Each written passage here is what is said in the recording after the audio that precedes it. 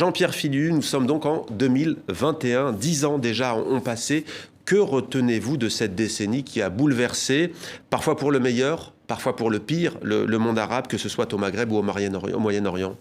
D'abord, que les peuples arabes continuent avec un courage, une détermination, une maturité exemplaire, admirable, extraordinaire, à revendiquer leur droit de reprendre en main leur destin, mais qu'ils font face.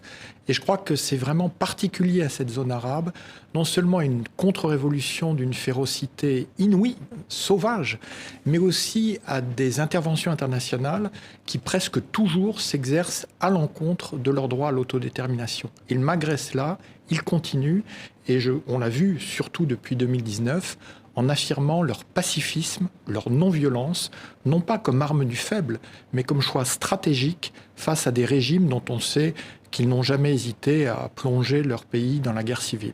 Alors on va parler de la Casa del Mouradia, mais avant que vous nous disiez, pour celles et ceux qui ne connaissent pas ce que c'est exactement, l'Algérie, il y a 10 ans, il y avait des manifestations, au moment où en Tunisie, il y a ce soulèvement populaire qui va chasser du pouvoir Ben Ali, mais ça ne prend pas. Ça prend en 2019 avec ce Hirak, ces images qui ont fait le tour du monde, mouvement pacifique interrompu, si l'on peut dire, par la Covid-19, même si les Algériennes nous disent, et les Algériens, que c'est pas terminé. Est-ce que vous diriez qu'il y a un lien entre ce qui s'est passé il y a 10 ans et ce qui a commencé en 2019 en Algérie ? Tout à fait. Mais il faut voir qu'en 2011, les cours de pétrole étaient à un niveau historique inégalé. Ils ont permis au régime algérien, ce qui prouve d'ailleurs qu'il y a toujours beaucoup d'argent en Algérie quand on sait où le chercher, de distribuer des dizaines de milliards d'euros en quelques semaines pour un peu anesthésier le pays, acheter la paix sociale. Oui, on se souvient qu'il y avait eu des salaires qui avaient triplé, quadruplé, notamment d'enseignants à l'université ou d'autres. Oui, mais il faut voir aussi que, on parle de 10 ans depuis 2011, mais c'était l'Algérie qui avait ouvert la voie à la fin des années 80, avec la première transition démocratique qui, malheureusement, horriblement, avait été noyée dans le sang de la décennie noire. Mais donc, en Algérie, il y avait une histoire qui était beaucoup plus longue que dans d'autres pays arabes qui n'avaient pas subi une telle horreur. La Casa de Papel, donc, vous avez parlé de la décennie noire. On va voir pourquoi il y a un lien direct. Alors, c'est quoi la Casa Pas la Casa de Papel, il fallait le faire, la Casa de Mouradia. Justement, inspiré de la Casa de Papel, c'est l'hymne des supporters d'un club de foot algérois dont les paroles sont très émouvantes. C'est pas du tout un chant comme ça viriliste de macho dans les stades. Ce club, c'est l'USMA d'Alger. C'est l'USMA d'Alger. C'était pour pas faire de peine à l'autre club phare d'Alger. Mais de toute façon, ce chant a été repris d'abord par tous les supporters et puis après, il est devenu l'hymne de la Révolution en même temps que les supporters devenaient un peu le service d'ordre du Hirak et garantissaient le caractère pacifique, non violent des démonstrations, des manifestations, vu qu'eux avaient la pratique des forces de l'ordre. Et donc ce chant, il est antérieur au début du Hirak. Et il est incroyable, les prémonitoires, quand on entend les paroles, on va entendre un peu, il y a la musique qui monte. Le premier mandat, on dira qu'il est passé. Ils nous ont eu avec la décennie noire, le terrorisme, la guerre civile. Au deuxième, l'histoire est devenue claire. La Casa del Mouradia. Au troisième, le pays s'est amaigri. Troisième mandat d'Abdelaziz Bouteflika à cause des intérêts personnels. Au quatrième, la poupée est morte, mais l'affaire suit son cours. C'est l'heure de l'aube et le sommeil ne vient pas. Je consomme de la drogue, petite dose. Quelle en est la raison? Qui dois-je blâmer?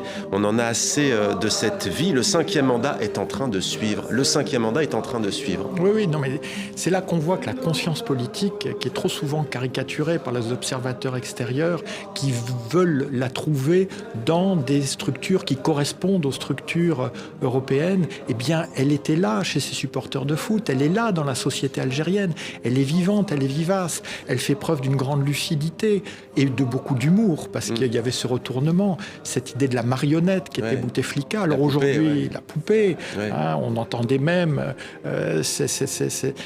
tourner en dérision en Algérie, on respecte tellement les morts qu'on en a mis un à la présidence. Donc cette humiliation du cinquième mandat qui a poussé les Algériennes et les Algériens dans la rue.